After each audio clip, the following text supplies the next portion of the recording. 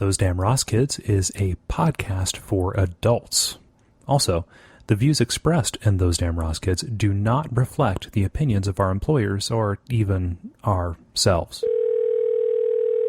Are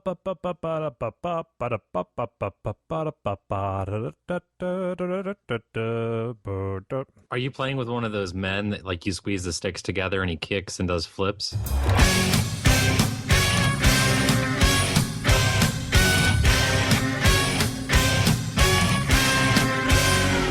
Those Damn Ross Kids, a conversation between brothers, featuring Kris and Kole Ross.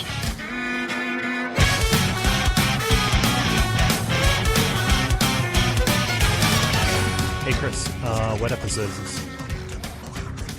It is episode number 39 of Those Damn Ross Kids. Your name is? Chris. My name is Kole. That is correct. I'm here in the new studio. Yeah. That's what I'm going to call it, the new studio. You think I'm going to bust you out? No, that's fine. Don't. No, No, I'm not going to say anything.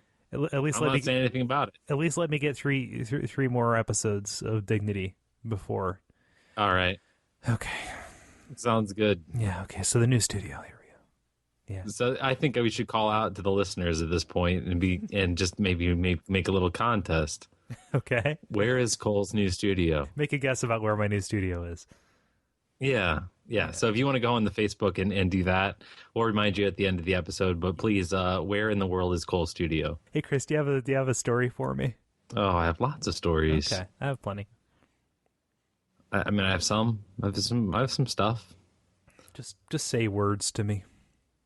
Can I get political? I would sincerely prefer that you didn't. All right. Well, I'm gonna. Son of a bitch. All over your face. Okay. All right. OneNote tab. Obama's Africa. Are we getting paid by the makers of OneNote? That fine product? I think maybe. Yeah? Yeah, I think we should. Are we? Well, because at least on my end. You're getting it. I'm sitting over here with text at it like a chump. Yeah, no doubt, right? Okay, so Obama's Africa. Obama's Africa. Okay, never mind. Okay, go ahead. No, do it. Come on. No, do you it. Sound a little bit more enthused than that. Do it. Hit me with it. Come on. Bag me. Chris, please, pretty please, say something for me to disagree with. That's just the kind of dejected begging I'm used to.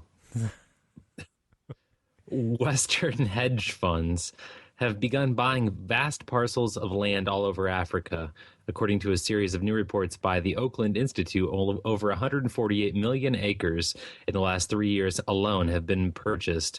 That's an area larger than California.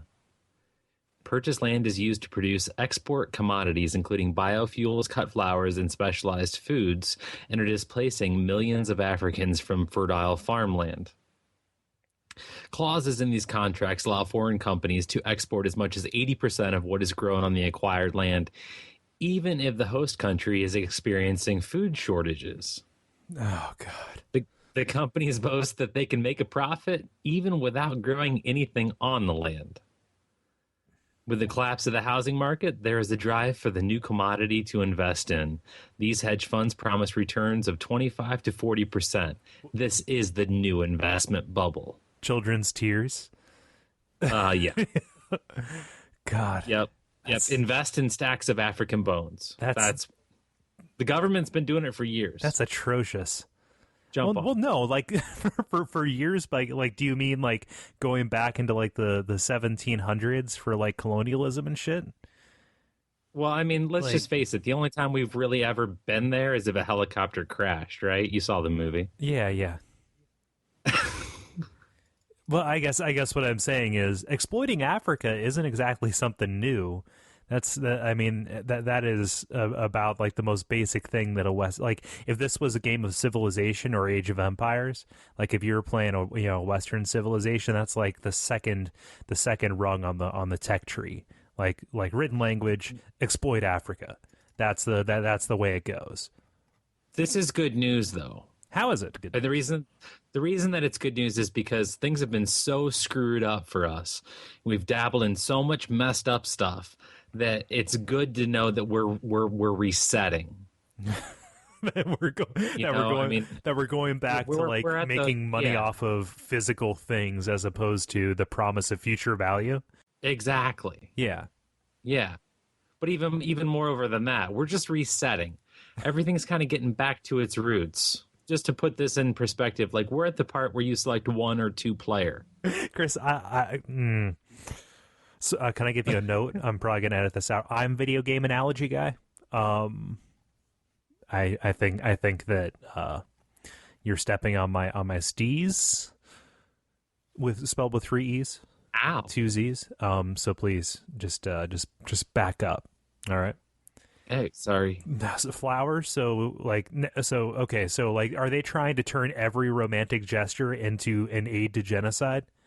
Oh, I can't buy a diamond now because it was like mined by conflict children in Faganda, and now if I want to give somebody a flower, like I'm like contributing to starvation. That is, I don't understand. There's no way to live in this world without being responsible for somebody's death. You're basically just exchanging your suffering for someone else's. Oh, okay, that's correct. You suffered to make the money that buys the thing that someone suffered to make. Oh, okay, I gotcha.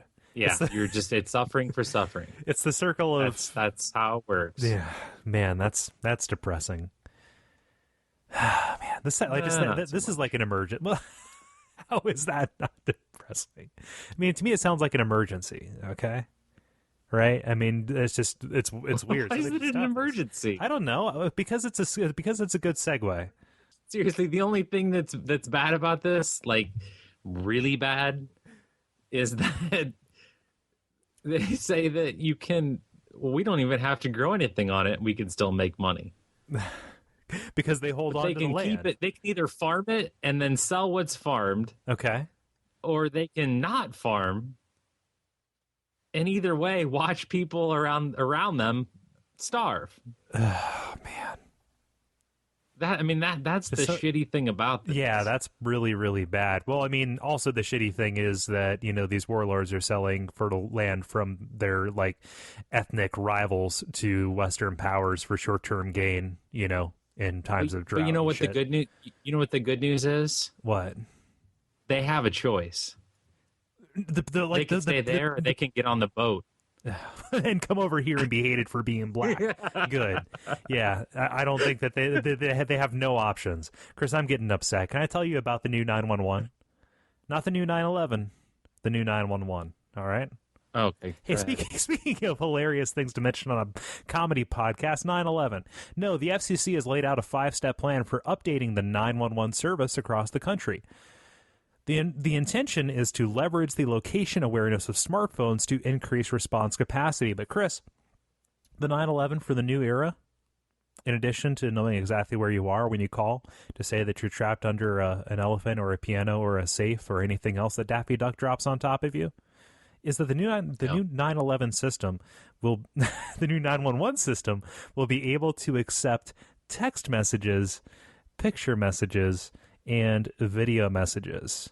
They are undecided as to whether or not they will accept sexts. To 9/11 victims? No, from victims calling 9/11. 911, Kris. It's yeah. No. SOS, please send help. 3 peeps minus 1 head, lol. Can a redhead just send a picture of his dick and say the tower's burning? Oh my god. Pretty much, yeah. Okay. See, I like this. I like it. It's a government service being modernized. It's great. It's a new era. Was someone reprogrammed your scrolling LED sign? Say like, danger, zombies ahead, turn around, traffic details on blah blah blah. Yeah, like like that's not been done like if I was you. like a hojillion times. Like every tech school, like the people for their senior prank, they go and reprogram a traffic sign about zombies. Listen, if you like zombies, Yeah. you're a terrible person. If you think that zombies and any entertainment is carte blanche to be awful, just go to hell. Blanche was my favorite Golden Girl. Carte blanche, yeah. That's actually the name of my cover band. We only do the Golden Girls opening song in different genres. The ska version is especially great. Nice. Yeah. Sometimes the government makes decisions like the one that you just said, even at the local level, that make sense. Okay. They just work. Such is the case in Arkansas, where Arkansans, Arkanoids, Chris. Arkanoids, Multi-ball. Arkanoids, that's people from Arkansas eating Dominoes, shopped until they dropped on Saturday, braving temperatures deep into the triple digits to take advantage of the state's first ever sales tax holiday weekend. Arkansas lawmakers approved the tax-free holiday in February to give parents a tax break on their back-to-school shopping for items such as, and pay attention, uniforms, clothing, and school supplies. Okay. The tax holiday also covers items not necessarily needed for school, including wedding apparel, girdles, and costumes. Chris, I don't know what school you went to, but if you showed up, at my high school without a girdle, just ruthless. I'll tell you what. Yeah. Not all scars are physical, Chris. Well, No, except they're for the not. ones that I got from misplacing my girdle. Yeah. Very true. Yeah. We didn't have YouTube to show us how to put our Who girdles wants on. to marry the alligator bride? Nobody wants to marry the alligator Nobody wants bride. to do that. No. I figured you were going to say like dildos and liquor, Oh, no, not a chance. Yeah, no. Nope. I need that tax break year round. Nope. Nope, Time nope. cards, Maker's Mark, and toothpaste. Chris, Maker's Mark is a national treasure, okay? That is my back to work plan for America. Actually. 2 cars in every garage and a secret bottle of Maker's Mark somewhere in the house. Toothpaste in the pocket and a time card in the hand. Yeah. Punching in at General Motors. Oh, yeah. Texas, Mississippi, Florida, and other states have had such a holiday for several years to ease the tax burden on families just before the school year and to encourage consumers. No, that's good. I like that. I mean, One store owner was quoted as saying, "God damn, that's a lot of money." no, it's just like it's an active, these are like red states, so it's an active like 6% discount on something. That's good. It's a goodwill. It is a goodwill gesture, and it's a nice progressive tax actually, because sales tax is regressive. So yeah, True. I dig it. I think it's a good idea. I mean, there's these little incentives. Like there's particular times where it makes sense. Yeah. I mean, I think that on UID they said that, like, I don't know if this might just be Seth just like blowing off at the mouth. I don't know if this is fact or not, but he said it was going to cost like $600 and some per kid. No, you have to buy like laptops and iPads and robot shoes. I don't get it. IUDs, It's not like the top 20. hats. It's not the 24 pack of Crayolas and a pair of safety scissors anymore. These kids, they're Over wired. the soul lawn aeration devices. Yeah. Well, no, because they had to fire the groundskeeper. So there you go, you're in. And then like, oh, you have to buy your own locker now? What? I don't get it. Yeah. It's terrible. Helmets, Helmets? Yeah. spelunking lights. Chris, you're just naming things that you see in the you room. need the top gear. You need the best gear on that field Oh trip. yeah, no, you don't want to be. Yeah.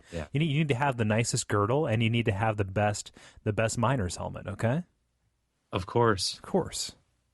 Yeah, that's how that works. Yeah, I don't know. Yeah. Hey, Chris, can I give you a quiz?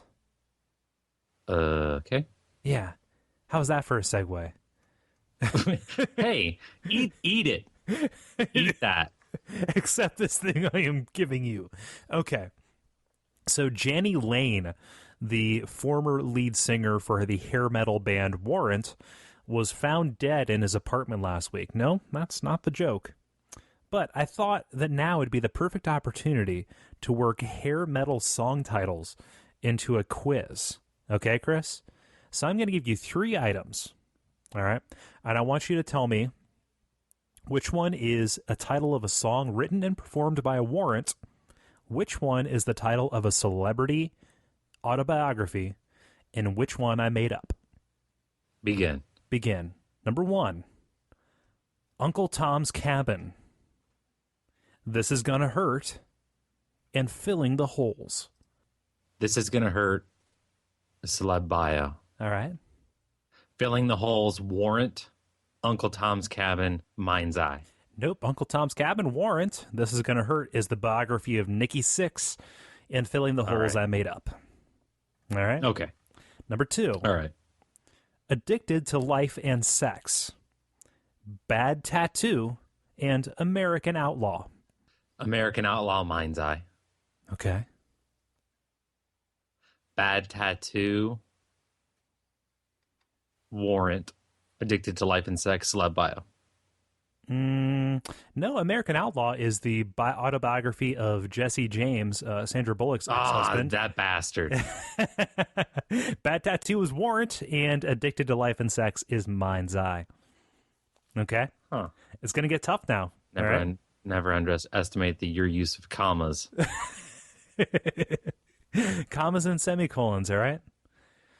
Number 3, Tattoos and Tequila, Whiskeyland, and So Damn Pretty. Whiskeyland is celeb bio. So Damn Pretty is Warrant. And the first one is Mind's Eye. No, Tattoos and Tequila was written by Vince Neil, and Whiskeyland I made up. The full title of So Damn Pretty is So Damn Pretty, parentheses, should be against the law. I figured Whiskeyland was like the celeb bio for Kenny Chesney. Some sort of country artist who's like lived half of life, and he's talking about how life was. God saved his life. I looked up and I saw God through the bottom of that whiskey bottle, and I realized it was empty, and I was done here.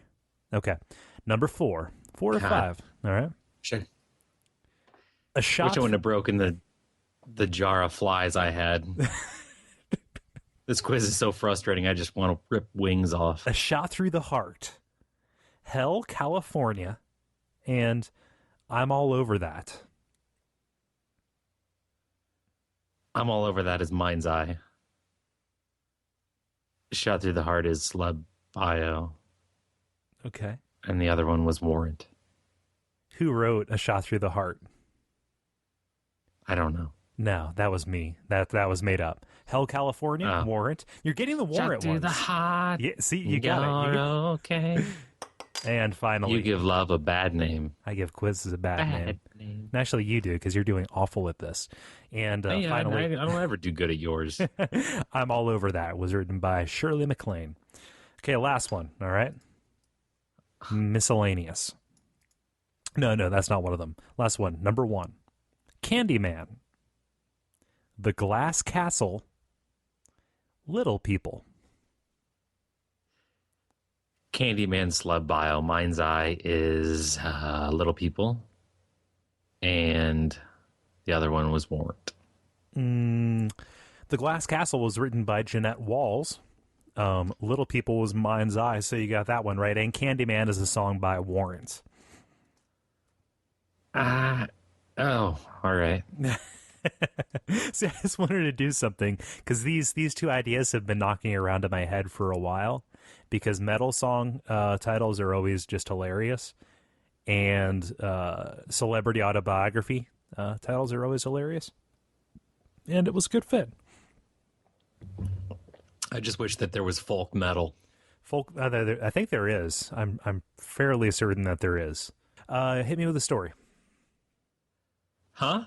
Hit me with a goddamn story. In this story that I'm going to say right now, okay, there's a word, and I'm going to say that this word is going to be the name of my folk metal band. Okay, it's your job to figure out what it is. I will listen attentively. For once, this story is out of Nairobi, Kenya. In quotes, nobody wants a woman who passes stools all the time and smells. Spoken by Faria Muhammad Farah, explaining why her husband divorced her when she was pregnant with their second child. Farah developed a hole between her vagina and rectum, causing feces to leak from her body after giving birth to her first child at age 18 while fleeing gunfire in Somalia. The condition known as fistula. Fistula. That's the word. That's what your folk band is going to be. Fistula. Yes, my folk metal band will be called Fistula. Okay. Fistula affects 2 million women around the world, mostly in Africa, according to the WHO. The fistula was virtually eradicated in developed countries in the 19th century following the discovery of cesarean section. Mm-hmm. Farah is quoted as saying, people would ask, hey, who's making that bad smell? Coughing and covering their noses. So I was always isolating myself. A midwife tried to suture the hole 4 times without success. She says, I was thinking that the rest of my life would be like this until I died. Now 20, her bird-like frame shrouded in a red-headed scarf. Okay, and skirt. Red-headed scarf. Okay. No, red head scarf. Okay. And skirt. She found relief at Kenyatta Hospital. Okay. During the 15-day fistula camp. Oh. Where 102 patients from all over Kenya had fistula surgery for free. Huh. Kris, tax holidays and fistula camps. Come on. These are social programs I can get behind. That's one of those things that like it's like cleft palate, you know? No, it isn't. How so? It's something that's present in you know primarily just in you know developing / undeveloped countries, you know, at least unfixed. I guess I just didn't know it existed. You didn't really? No, I had no idea. I had no idea what fistula was. I have no idea how I know what it is. Yeah, that dude's. So she was divorced because she had feces coming out of her front side. Yeah, I guess. Yeah. Huh. I can't make that funny. I'm sorry. I know there's a lot of stuff that I can't make funny. It was her poop valve. Yeah. No, a poop valve would be a colostomy bag, okay? You know. I don't know. I don't know. Do you? That's sad. Yeah, that is pretty sad. Dude left her. Yeah, he was kind of a dick. Like, yeah. Hey, your medical condition that I kind of in a secondary way inflicted on you. Burp burp. Have fun with the kids. Cultures are weird, right? I mean, but let's head up to the first world again, and take a look at Austria. Specifically, an Austrian museum employee who was fired for his adherence to urine therapy, which is centered around the medical and cosmetic benefits of bathing in your own urine. The 57-year-old employee was fired with his notice saying, and I quote, "You regularly rub urine into your skin, particularly the face and hands. With this, you soil your place of work and threaten the health of your coworkers." Kris, what is it that I say about piss? It's everywhere. It's everywhere. It's goddamn everywhere. It's everywhere. And these people are patient zero. This person is the outbreak monkey of me ingesting urine on a daily basis. Okay? Yeah. I mean, what are you gonna say here? What are you gonna say? I know what I'm gonna tell you. Because urine, it's a folk remedy, right? I mean, people who don't know any better, they kind of go nuts with it.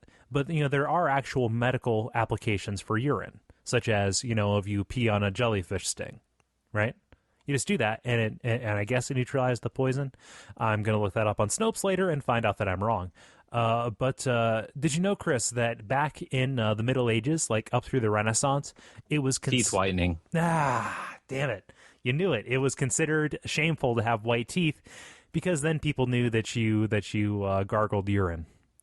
Because that was one of the only ways. Yeah. Man, piss is everywhere, Chris. I've taken to wearing gloves. I'm gloves in public guy now. Awesome. I can smell it everywhere, Chris. It's inescapable. Can't get away from it. Consequently, you should drink more water. I'm just as a pro tip. No, I think that everyone would agree with me in saying that the best smelling urine is like coffee night of drinking morning. Oh God! Pissing through a cum-filled boner urine. That's the best. That's the best urine smell that there is to me. Well, it's the pissing through the boner thing that really helps it because that aerosolizes everything. So it does. It gives you a good waft. Yeah, it does. It's all over your hand towel at that point. All over your hand towel. Shower curtain. It's on your toothbrush. If you keep your toothbrush out, which you should never do. You know, yeah. It's everywhere. It's inescapable. Chris, we are being. I'm gonna make like a 1950s style duck and cover, cartoon that just has piss ghosts, flying after everybody. Just like walks out of the bathroom, zipping up. Little cartoon boy walks out of the bathroom, zips up his trousers, and continues on his day. And then from out the piss goes, and then it just goes over everything. And 20 years later, the kid wakes up and he's like, guy's all like disheveled, and he's in an alley and just piss ghost gonna get you, Chris. True. Urine bath. So's that little boy who pisses on Ford. Fuck those bumper stickers. Those made Watterson stop. No, the silhouette cutouts that people put in their yard because a guy just got a bandsaw last week. What? You've never seen the silhouette cutouts of the boy peeing? Yeah, of Calvin pissing on whatever. Pissing on, yeah. No, it's Calvin from Calvin and Hobbes. Is that who it is? And he stopped drawing Calvin and Hobbes because that thing started popping up everywhere. And he said, "Listen, if you guys are going to take my creation and use it in this juvenile way, I'm not going to do it anymore." So, thank you, hick truckers with Calvin pissing on a Chevy logo or a Ford logo. Now you killed him. You killed Calvin, and consequently Hobbes, because Hobbes was in Calvin's imagination. My favorite one of those, it was Calvin peeing on a toilet. I'm sorry, trucker dude. If I offended you, just slam the rest of that Ford Loco and bang the tranny and get down the road. Oh yeah, just smash up those bath salts with the end of a Bowie knife and snort your way to the next checkpoint. Talking to me, essay. Quiet, Tuco. Yeah, piss bath. That's the word of my OneNote tab. You dickhead. Yeah. Hey, you're gonna talk about Microsoft products on this fucking show.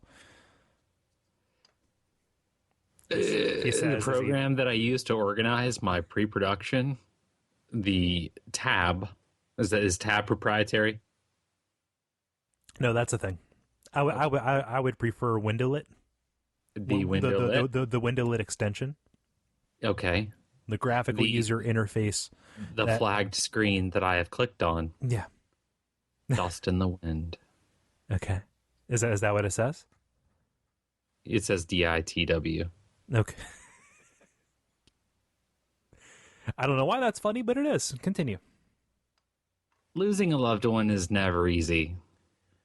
But when 26-year-old Casey lost her husband, Sean, to a sudden asthma attack, the grieving process went in a direction she never expected. No. Casey, a resident of Fayetteville, Tennessee, found herself eating his cremated ashes as a form of comfort.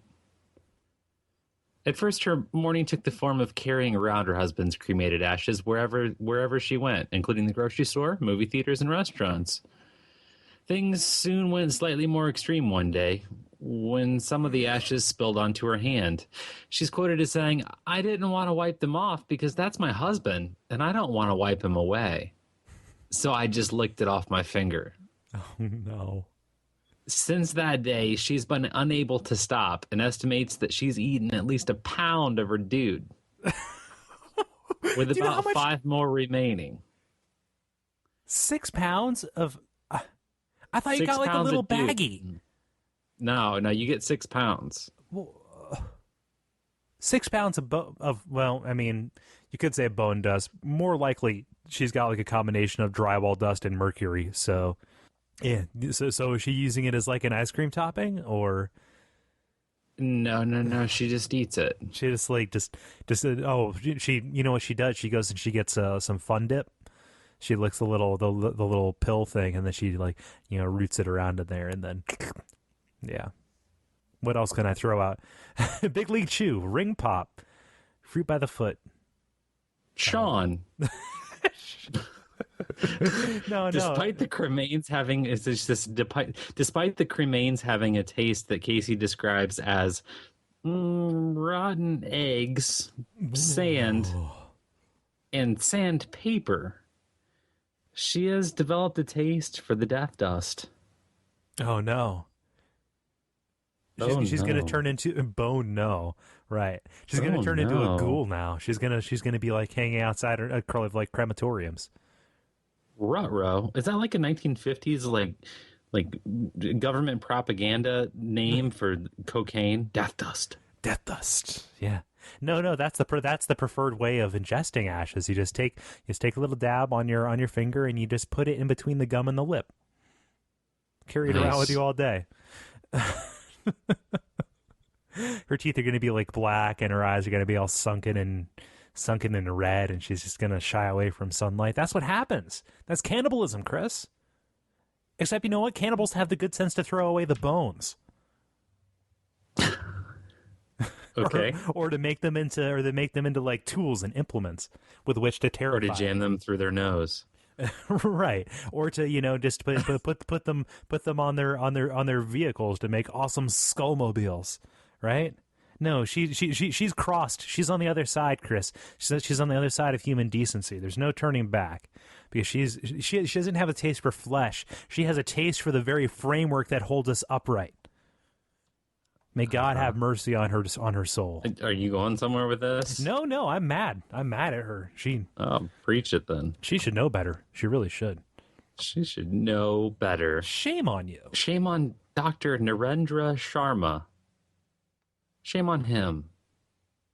Is that who? He faces a misconduct charge for allegedly using sedated patients to carry out obscene acts on himself. He used the hands of sedated patients to perform obscene acts on himself during abortion procedures while working at the Marie Stopes Clinic in Fallowfield, Manchester, England. In one incident, he took the patient's left hand below the table. A nurse stated that she observed a stroking movement which she considered to be inappropriate. At the time, Dr. Sharma was standing right up to the table. She could not see what he was doing. In another incident, another staff member said he saw Dr. Sharma place a patient's fingers through the zipper of his trousers underneath his shirt while also conducting an abortion. Are you fucking kidding me? Are you kidding me? One note tab, dirty girls. Okay, so does he figure that these women are already at like the lowest point of their life? So he like how much worse could it be? You can only you can only be matter. You can only be so wet, Chris. Like before, like I can't get any wetter. You can only be so.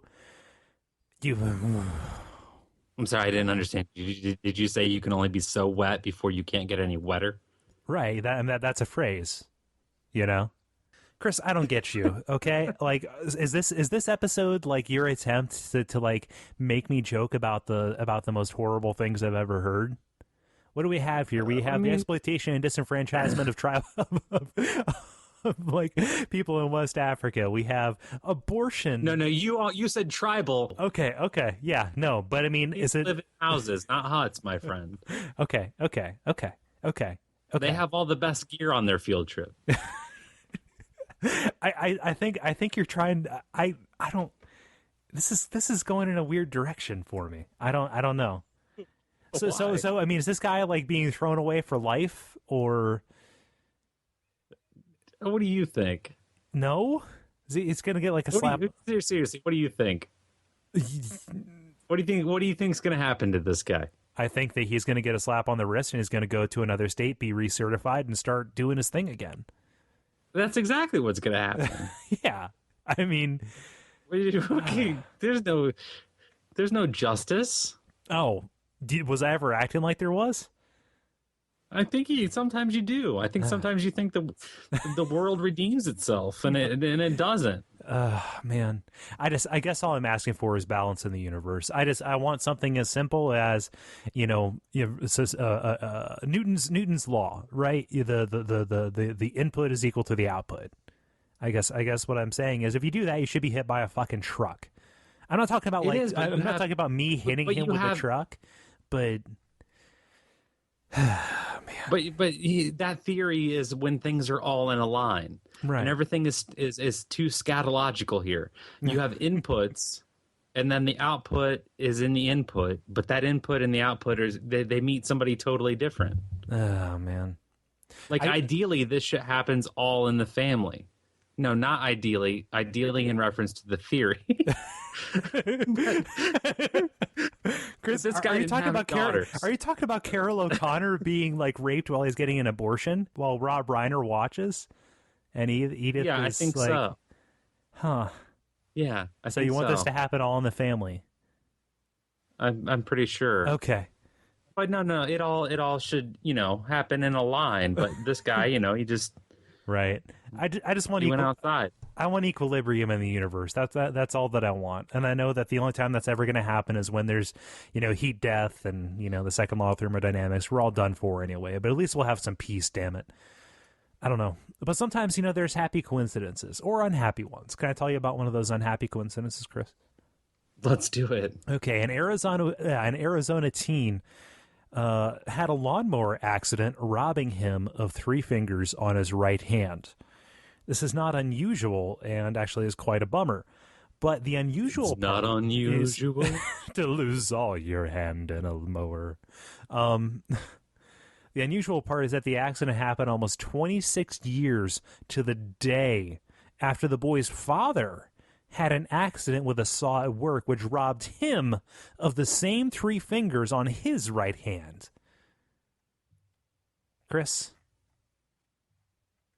What is it? What is it? The sins of the father becoming the sins of the son. The sins of the son, Chris. All in a line. All in a line. All in a line. I mean, just it's weird, right? Is that weird that they both have they can both high five now? Is that their secret and it handshake? Matches? Yeah, the same fingers. And so the same fingers, so that they can go and hold their right hands up to each other. Is that their secret handshake? We match, so I know it's you. It could be. It could be. I envision like a sandstone cornerstone on a building that opens up a secret passage. Yeah, like a Da Vinci Code National Treasure kind of thing. Some sort of Illinois Smith movie. I just want to tell you that because that's weird. And we talk about weird things here, not depressing things. Can I ask you a question? Okay. Have you read a sexy Amish bonnet ripper? Tell me that is a subgenre of the romance novel. It is. Oh man. Are you familiar? No, I'm not, but that's what it sounds like. Are you familiar with the bonnet rippers? Well, because what is it? They call the ones bodice bodice rippers, like when it's normal, English. When you're making love to a ship? Yeah. No, that's ballast. Never mind. Ballast rippers, nautically themed romance novels. Chris, they get lonely too. It is. They get lonely too. Amish bonnet rippers are a new genre of page turners that are supposed to be as hot and steamy as a V.C. Andrews novel while keeping everyone's clothes on. She's slowly. The stories follow the same plot lines as any other romance novel, in which the heroine has to decide between the rebellious bad boy or the adorable cutie who plays by the rules. The only difference being, no matter what. I just love the idea. To an outsider, there is no visible difference between the bad boy and the straight guy. Yeah, except for when they bang. One of them does it through a hole in a sheet, the other one doesn't. So No, I think one of them like is concerned about the dad watching, and the other one just says "choke me." I laughed. Are you happy? Go. Why? Why is that funny? I don't know. I love it. The only because, difference. Go ahead. just know the Amish, they're only like such a cultural black No. box that like that any joke we make about them, it just like starting a rumor and nobody it doesn't matter. No, that had nothing to do with the Amish. That had nothing to do with the Bonnet Rippers. That was about this just romance novels in general. Okay. All right, go, Yeah. go. Go do it. The only difference between those V.C. Andrews novels and these Bonnet Rippers is that no matter who she chooses, and by she I mean the woman in these books, and by who she chooses I mean the rebellious bad boy or the adorable cutie, the clothes stay on. Many of the novels will go so far as to allow a quick lip kiss. There are a few that will introduce the idea of sex, yet never go into detail about it. Really? Yes. Well, I guess it makes sense. Like, no, this is this. Ooh, there is a whole terrible world that like you can get acquainted with because like, did you know that there's pregnancy romance novels where it's all about like she found out she was pregnant and like, oh, who will she find to be the father to her kids or to be the dad, right? So like, and then it just like goes into like exhaustive detail about like, oh, my ankles are swollen and my breasts are swollen and all of that. Just like that's a thing. It's like for like the hyper religious people who just want to like just crank those kids out so they have like an entire race of little Christian warriors. Like for any like just imagine like, oh man, I'm all over the place here because I'm angry. Okay, you know how the internet like there's a fetish for everything. Like there's a website that will cater to a person who likes to shove parrots up their ass. It's the exact same thing in romance novels. Whatever your proclivity, your hangups, there is a paperback book that is sold in the pharmacy that will match exactly what gets your motor going. There's NASCAR romance, Chris. There are NASCAR romance novels. Harlequin put out a couple of them. I'm angry. I mean, good for them. They have, like they have something to blush at, but aye, verily, she slowly lifted the hem of her garment and exposed a quarter-inch of ankle. A lot of butter churning. I think that's a missed opportunity.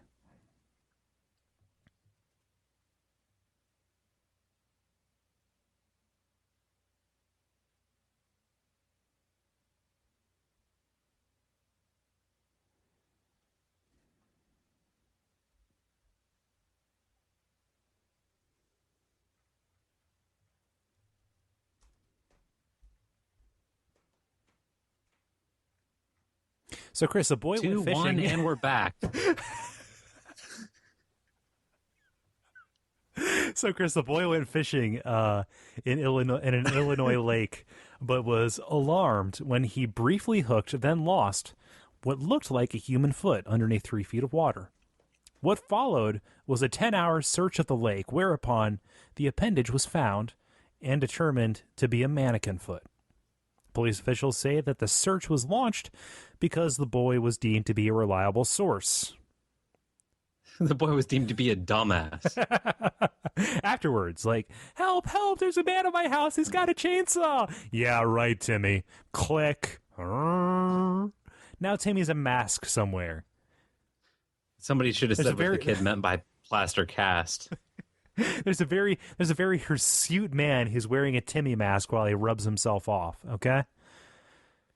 God. That's how it works there. That's how it works. Illinois is messed up. Mm-hmm. This has to be in southern Illinois. Oh, yeah. Northern Illinois, you're okay. But Illinois? Illinois. Illinois? Yeah. That's how the Algonquin... F that noise. Illinois, right, yeah. No, that's my rapper name. Illinois, get it?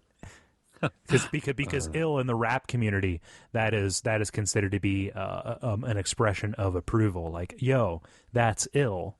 So they're saying that's isn't. good.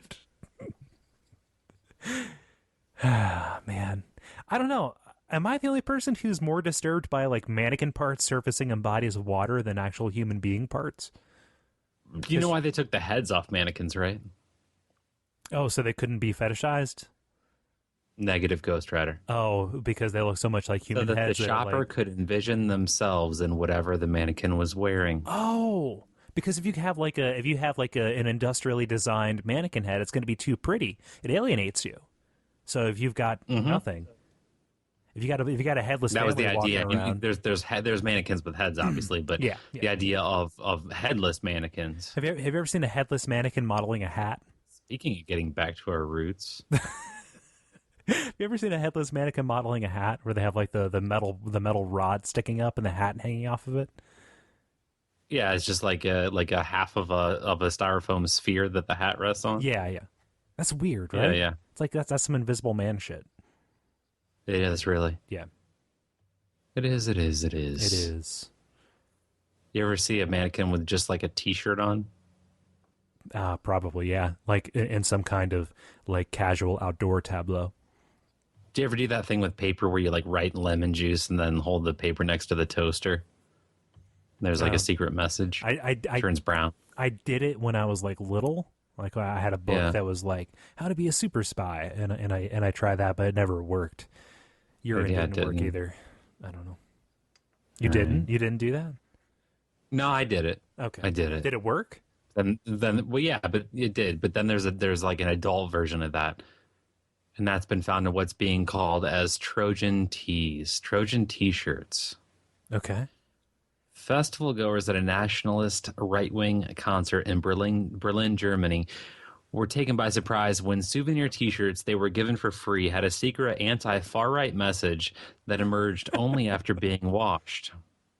The slogan on the shirts first read, "Hardcore Rebels," along with the skull and nationalist flags. That's badass. Okay. But once washed, the slogan turned into a message from a group offering help to right-wing extremists to break away from the neo-Nazi scene. The message then turned into, if your T-shirt can do it, you can do it too.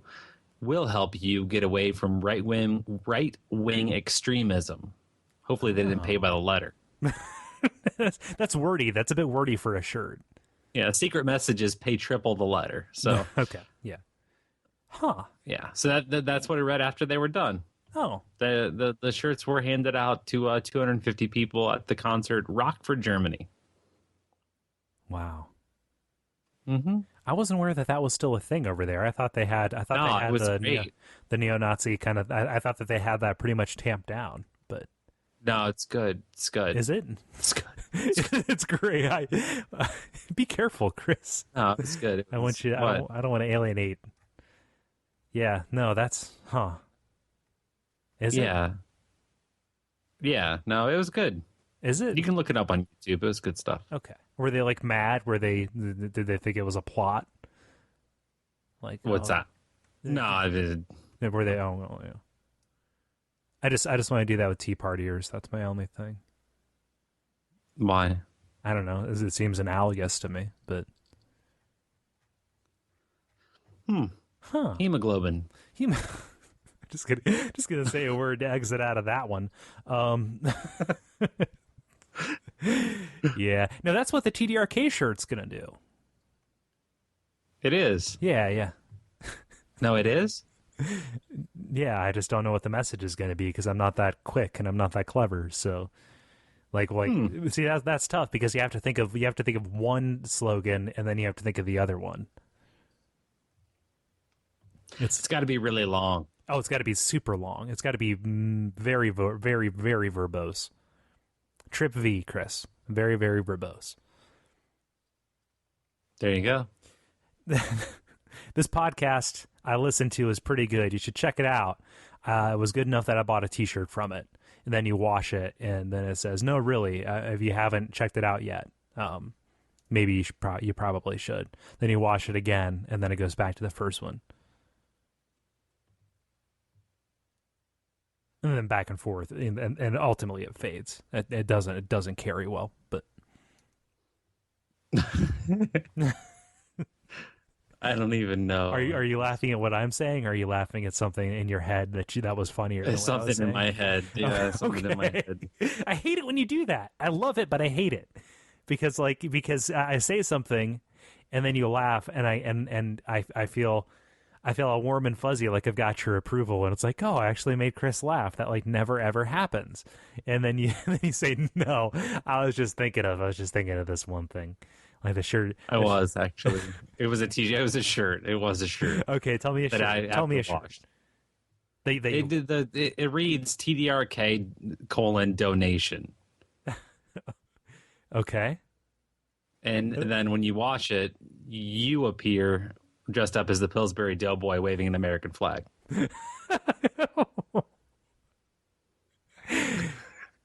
That's what I was laughing at. That's what was going through my head. Me as an I, as in yes, Kole. Yes, it's Kole. Yeah. Why dress as the Pillsbury Doughboy? Because that's the only thing I could think of with donation. Donate.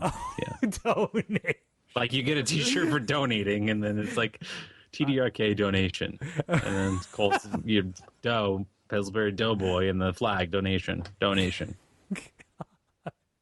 That's how my mind works, or doesn't work. Whatever you want to say.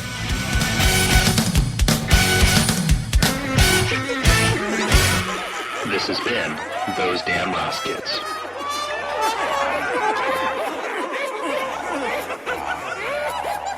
So if you'd like to make a donation, by which you mean monetary, not t-shirt. I don't know, t-shirts eventually, but I suppose it's been a while since we mentioned it. You can go to Duckfeed.tv/donation. You can make your donation. You can even put Those Damn Ross Kids in the reasons pane. TDRK is by far our most downloaded program, and also our most the one that's brought in the most money, which is nice. But in general, that's nice. It's something you can go above and beyond if you'd like to help us out, help us get better equipment, all of that. But in general, you can go to Duckfeed.tv and listen to our fine programming. Go back and listen to the old episodes of Those Damn Ross Kids. I think they hold up. If this is your first episode, go back and listen to the whole thing and watch how we have evolved or devolved, as the case may be. I don't know. And then let us know on the Facebook page, facebook.com/Those Damn Ross Kids, and by going to iTunes and subscribing to us there and leaving us a rating or a review. We haven't gotten any in a little while, so hey, let's fix that. Can you think of anything else they can do, Kris? Your little guest the studio thing. Tell them about that. Oh yeah, please actively participate either on the iTunes, on the Duckfeed.tv / Those Damn Ross Kids, the message board within there, the discussion forum, as well as the Facebook. We're gonna have a little thing here where people are gonna guess maybe where Cole's new studio is. Yeah, and if you know, I'll send you. Then don't guess. Yeah. If you know, like if I've because talked to if you you about know, you're this, not guessing. You're right. If you know, you're just being a dick. I'll know if you know. Okay. Yeah. But if you properly guess it, I'll send you some pieces of Those Damn Ross Kids episode art. How's that sound? That sounds good. Yeah, I think that's. I'd be pleased. I'd be pleased. Just some index cards with some of the drawings. And if you have one that you want, you can state a preference. So. Yeah, that's all the homework you can do. I don't want to chew your ear off. Just go and do those things instead of listening to us, at least until next week, and then you can listen to us again. Yeah. Yeah. Good night.